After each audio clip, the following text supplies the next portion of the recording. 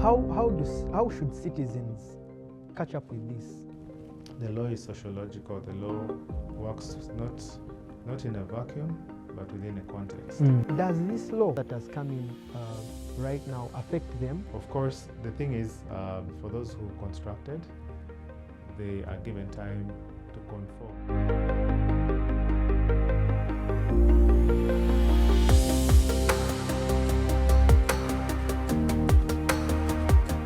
Then I owned the land, I owned the house, I owned each and everything, and I was the plan maker. I would say, I want a house with 2 bedrooms, a sitting room, and maybe 1 bathroom. But now I have to reach out to different people so that they make for me plans, and I am also limited on the size of land that I should put up my house. The law has come, whether to save us or to put us in danger. Today we are going to talk about the Building Control Act. Many of you have been victims of this law. You don't know whether what they are doing is right or is wrong. Today, stick on to us. We are going to break it down for you to understand it very well. Council, you're most welcome. Thank you, Ignatius. Yeah, many people have been asking themselves, this act has come.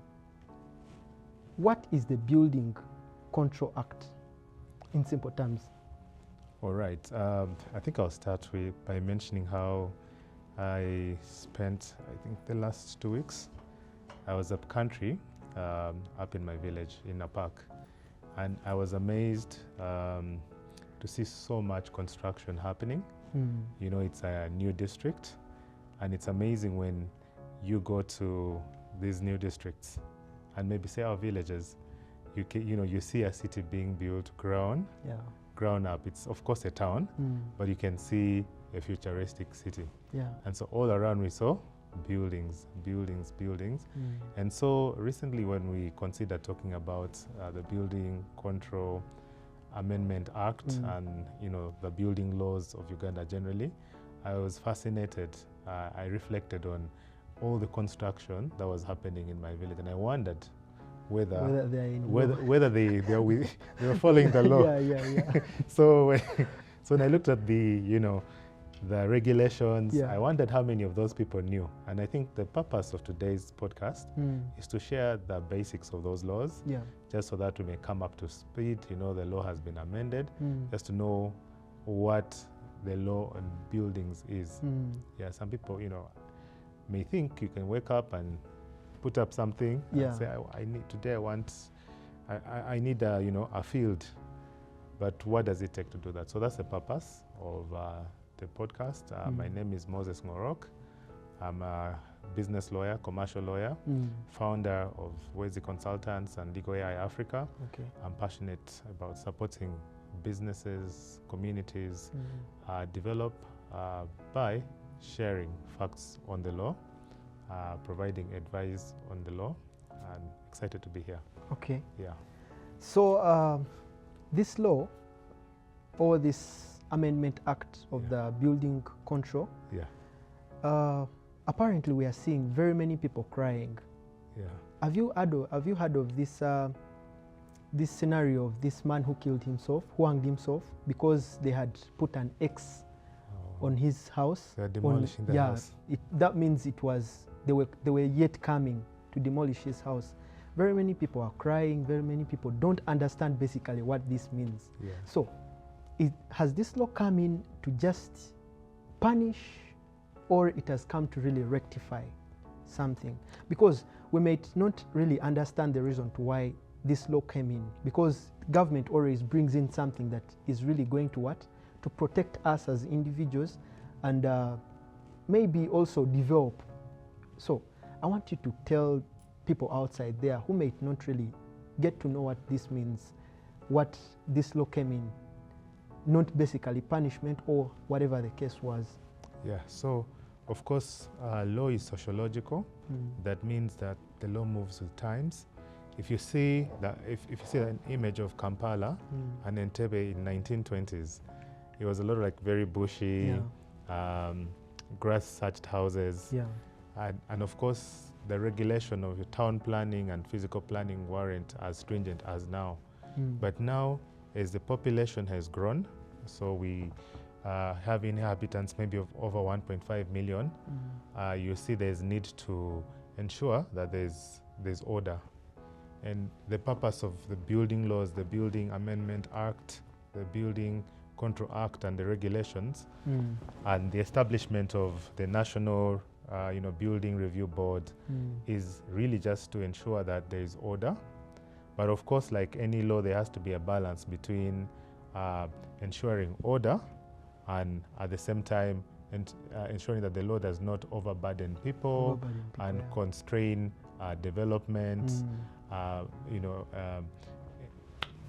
It becomes ensure that it's not not expensive to enforce. So those are all the things we're going to look at. Yeah. But the purpose of the law generally was not to generally control. When we speak of control, it seems authoritarian, but to control in this context means to ensure that the buildings that are put up prevent situations where there are collapses and loss of life. So that is what the law is trying to prevent, because we've seen instances, even where I stay, right there in Konge, there's a house that collapsed, and I think was, if I'm not wrong, maybe about 13 people died. That was around 2021. It was rushed. It went up maybe about 5 stories, 4 or 5 stories, and one day it fell collapsed. That was just like 4 years ago. So those are the things we're trying to avoid, and we've seen many instances. Yeah, so that law, essentially, number one, it gives the amendments give greater power to the national. So there's a body called the National Building Review Board. So it's constituted of about 5 members. These are engineers, lawyers, surveyors, architects, a member of the public. Yes, okay. So one of the things the law has done is amended the previous act, which had 11 members, and now made it 5 members. Of course, that's then good because taxpayers' money is. Yeah. And also, I think 5 can still do the job. Yeah. So the other thing it's done, it's also given that board power to, for appeals to be filed, complaints to be filed with them, complaints against the decisions of. So now we have to note that there's an authority called a building committee. Yeah. So every district has a building committee. So a building committee is constituted of, again, at the local level. So like in the district, you have engineers, surveyors. These are people who make sure that, say in Kabarole, the buildings are, meet the standards. There's a code, a national building code. So in my district, Napak, it also has. So that's the committee that you apply to when you want a building permit. We'll talk about that shortly. Yeah, sure. And then also there's a person called building control officer. Yeah, that one also works in the district. So if someone is not happy now under the new amendment, if you're not happy with the decision of the building committee, you can now appeal to. And then now the board also has power. The other thing the new law has provided, it now has power to, report to the police, of buildings that are not up to scratch. Yeah. Before, the board just had a supervisory power, and all the powers of the building committees. Yeah. But many of them, some, not many, but sometimes they could, the work would be overwhelming and they wouldn't be able to do all of it. Also, maybe their localized presence meant that they would not speak, look at national issues.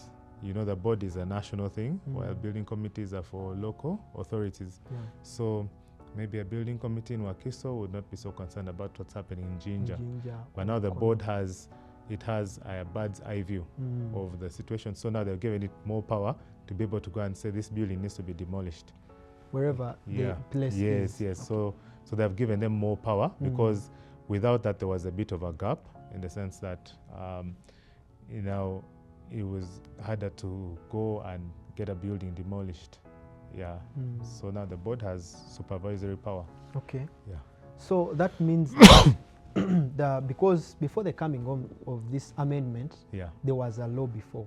Yes. There was the Building Control Act, Yes. 2013. Yes. So I want to ask you if that act don't really provide for these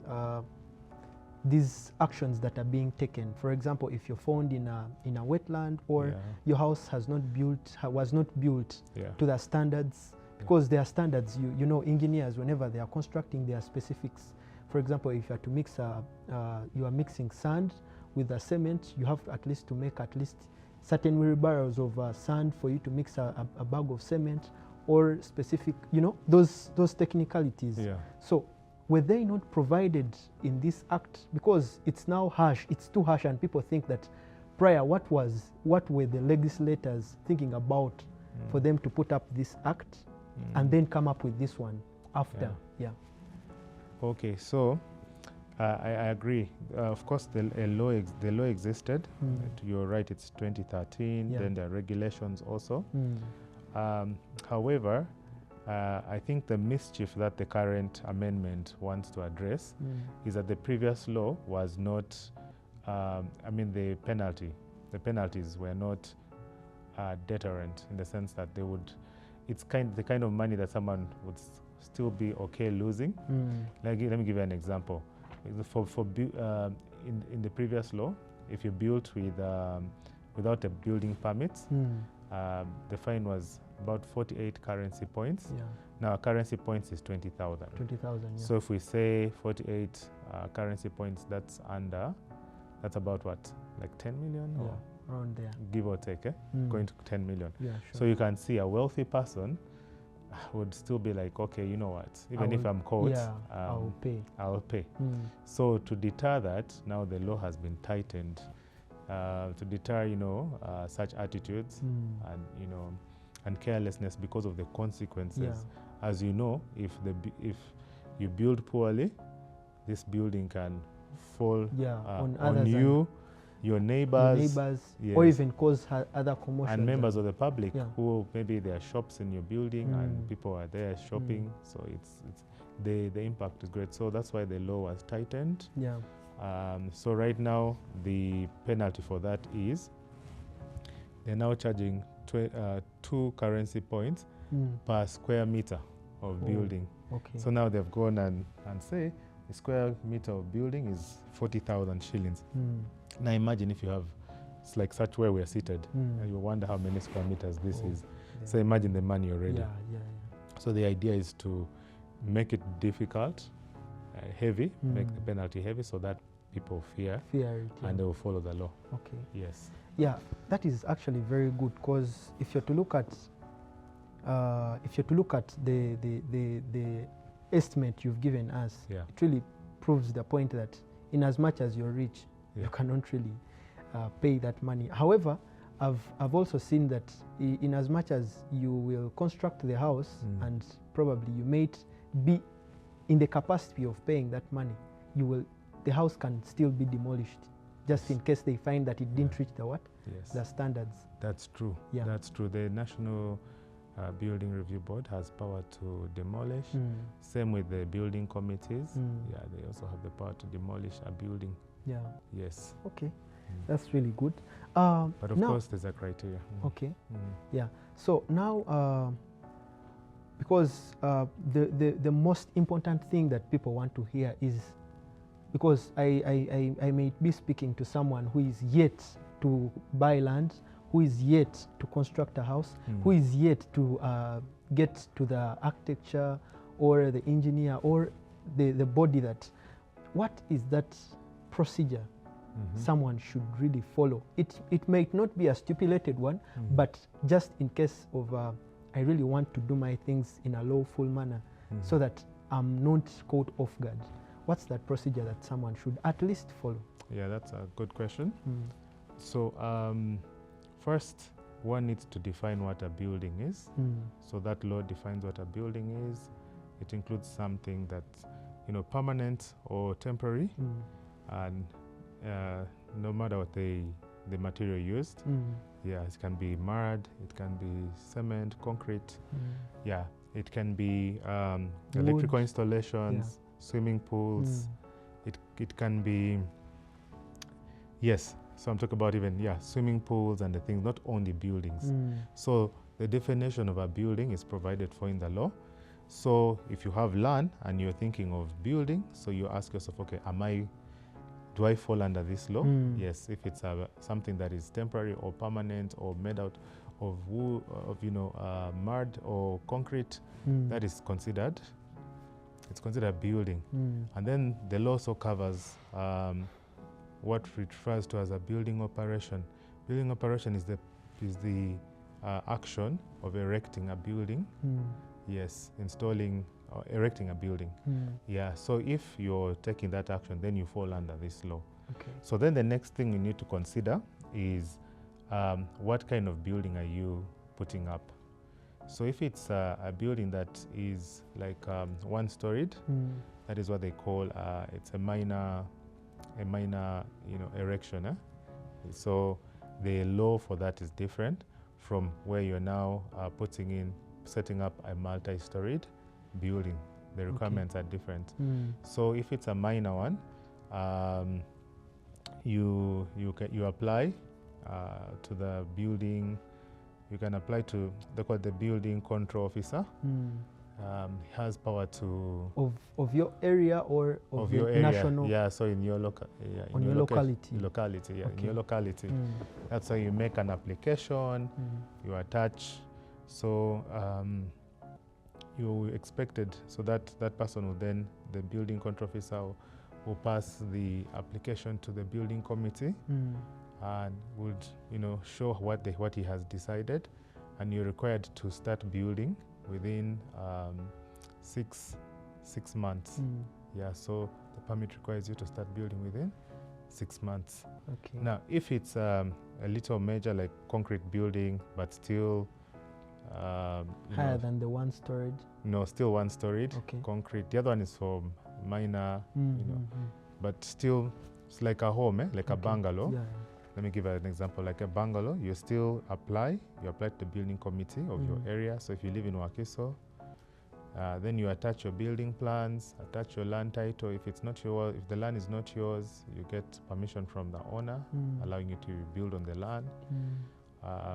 You attach a surveyor's plan, planned by a surveyor with the surveyor's practicing certificate. You attach that. Now also for multi-storied building, it's similar, but now the difference is you need to add a report of a structural engineer, because now the building is going to many levels. So the impact on the foundation. The foundation has to really be strong. Yeah, it has to be strong. So the structural engineer has to calculate. They have to provide proper calculations about the stability of the soil, the nature of the soil, because we live in different areas. Some places are more prone to water. Like if you live in Bududa, you need probably a stronger, steel reinforced. I'm not an engineer, but I just imagine. You need something stronger. So that's the situation.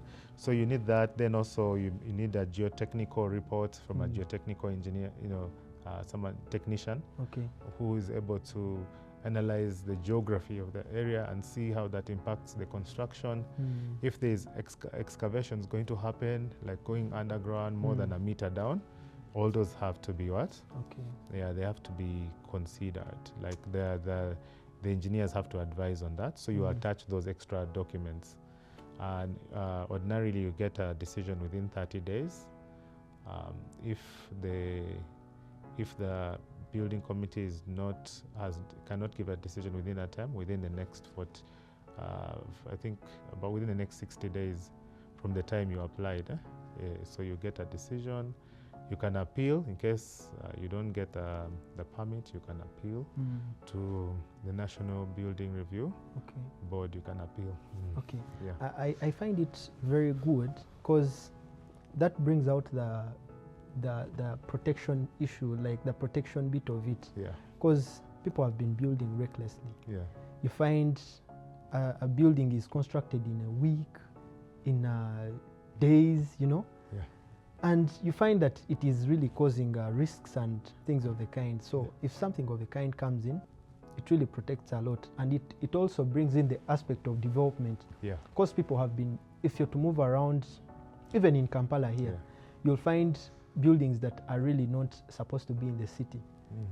In the city, yeah. So you find that if such a law comes in, it really brings it beautifies. Yeah. Yeah, it brings in the aspect of beauty. Yeah. Yeah.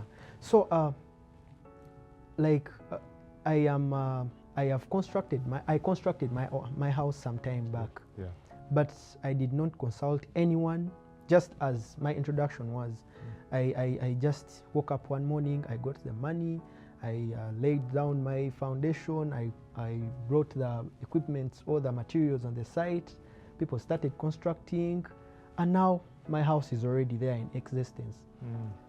And now I'm seeing in 2025, 2026, there is a law that is being debated in Parliament, and it is now passed, and now it is affecting very many people.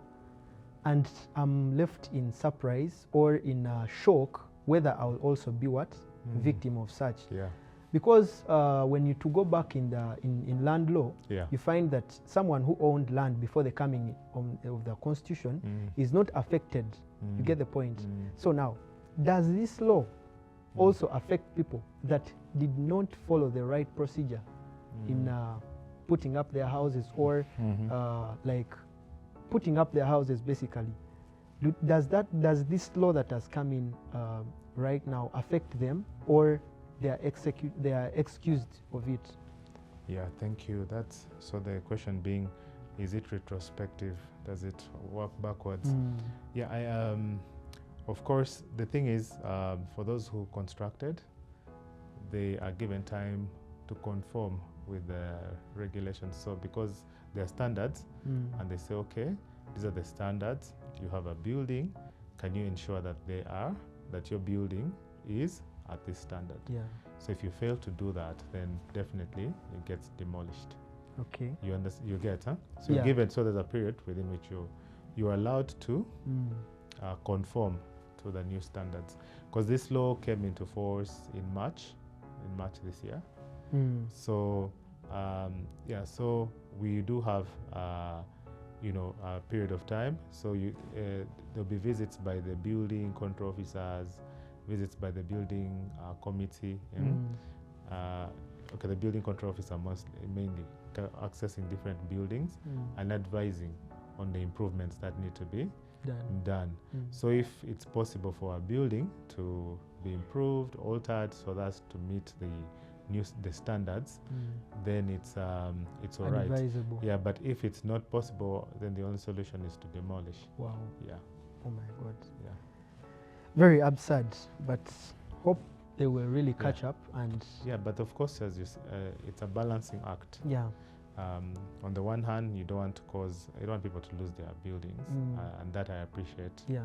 But in the other hand, is if you have an old building, which is still dangerous, it will obviously kill people. Sure. So you can't say, oh, now we're going to forgive you because you built during the old law. Old law, yeah. It's still going to kill people. It's going to kill so people. we have to be mindful. Okay. Yeah. So this means that, like to take you back, Yeah. you talked about someone applying to the building committee, and then later on they give them a permit that you must start construction in 6 months, right? That is for the minor. The minor one. Yes. So that the other means one is 12 months. 12 months. Yes. So that means if and someone complete within 60 months, which is 5 years. Wow. Okay, that's Yeah. good. But you can apply for an extension. Okay. Yeah. That means that if I don't start in the span given, and probably maybe like I'm constructing a minor house, yeah?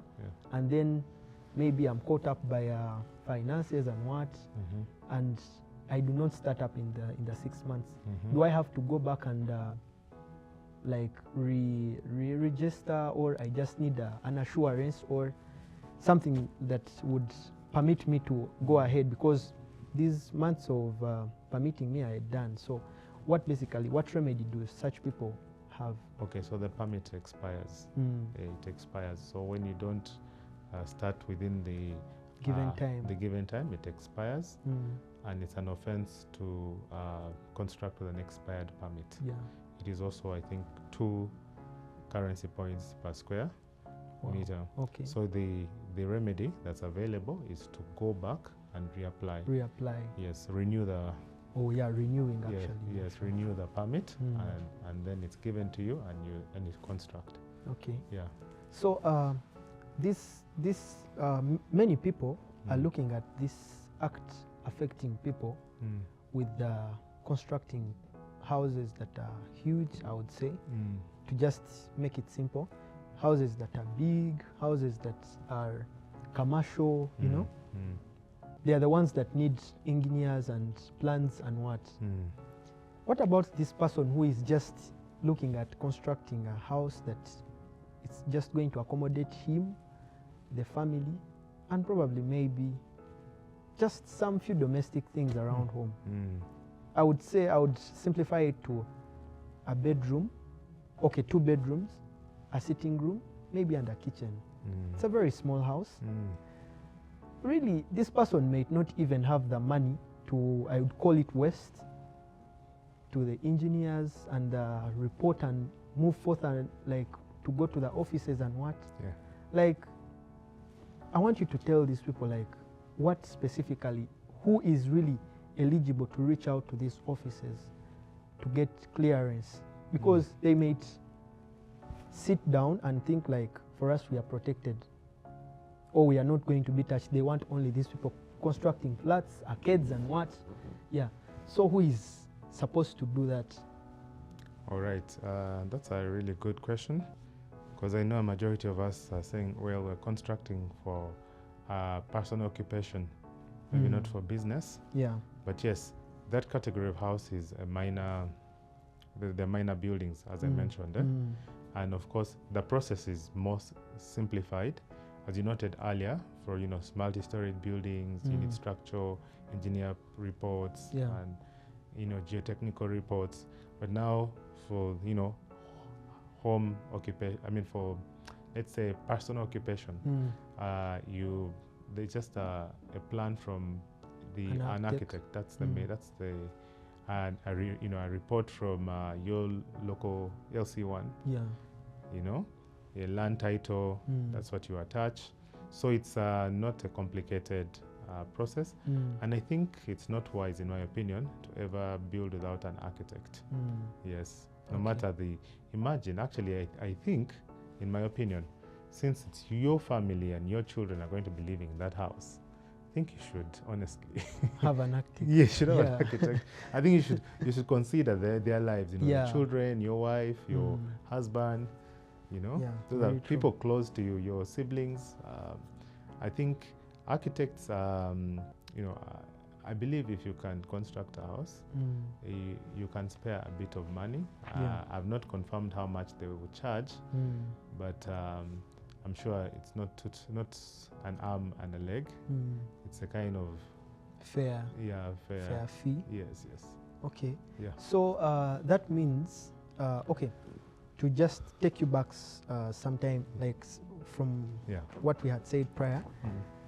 I'm looking at this creating backlog, because I have to apply to this, then this one approves, then this also sends to the other. You find that it's going to create a lot of backlog with these people approving, because it's something that because construction is not going to stop because of this law.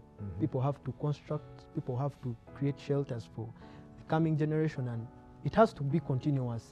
So that means many people are going to come up to get approved.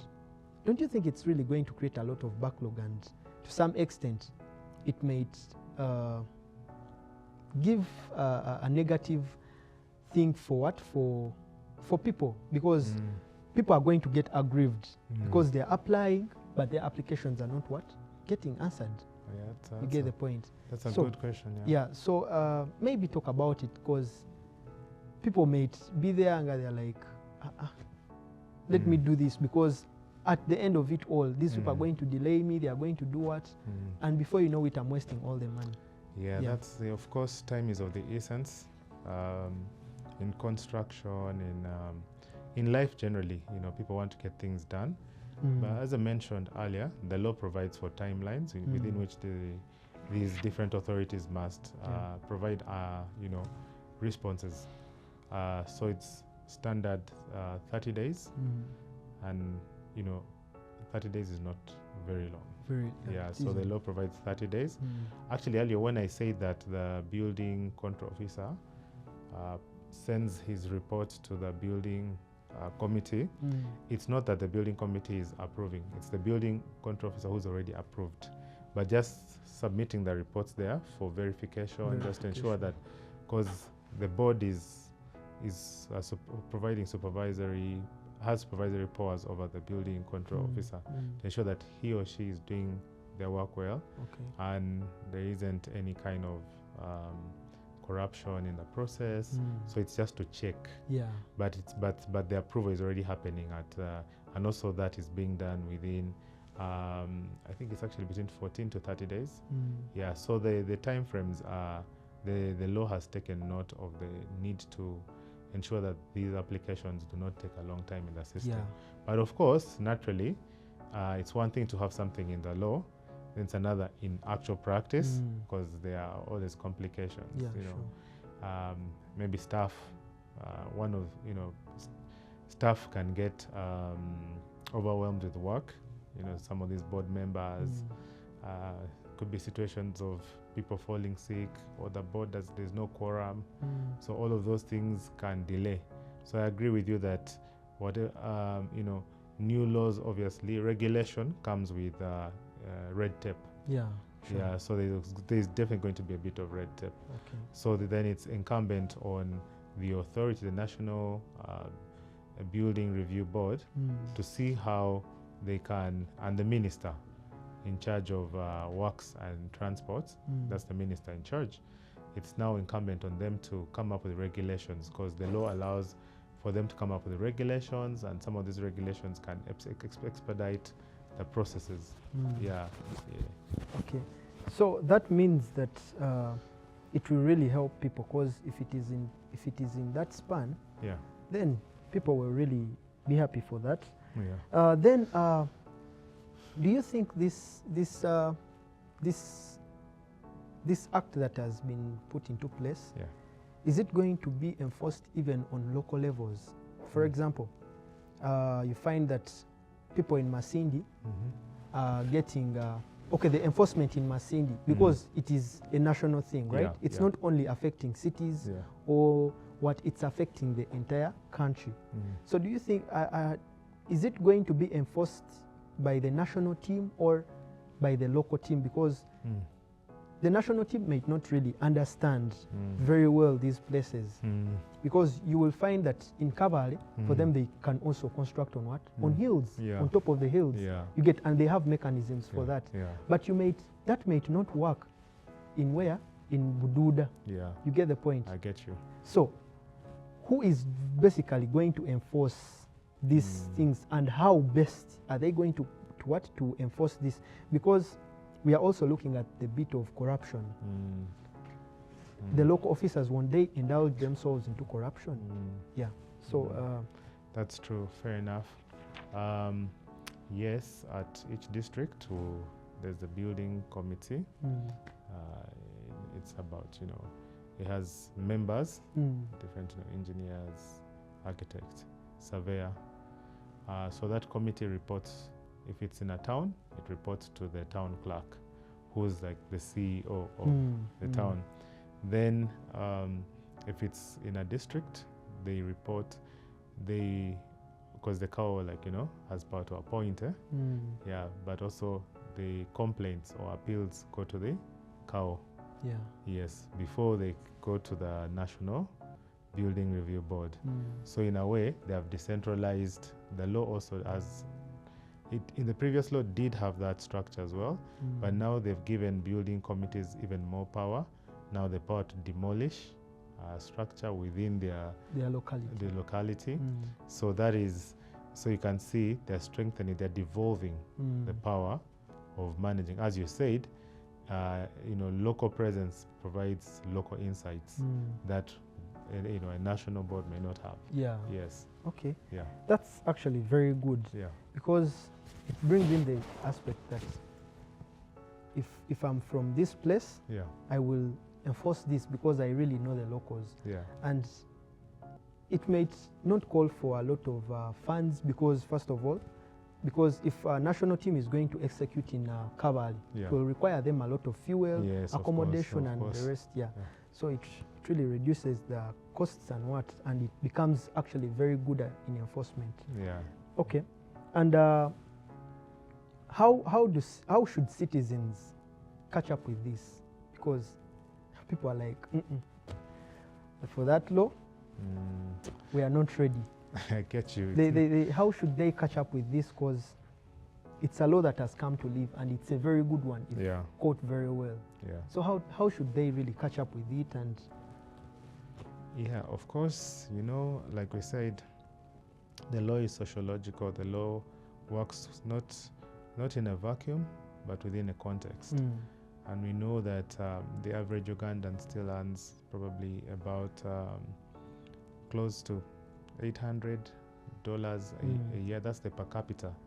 So that's what the average Ugandan, if we get our GDP divided by our population, so it will be about $800. yeah. And so, but when we consider there are so many things that need to be aligned as we come up with these laws. The laws are great because, as already mentioned, this law is to provide order in building, and it has to be read hand in hand with other laws, looking at like physical planning, town planning laws.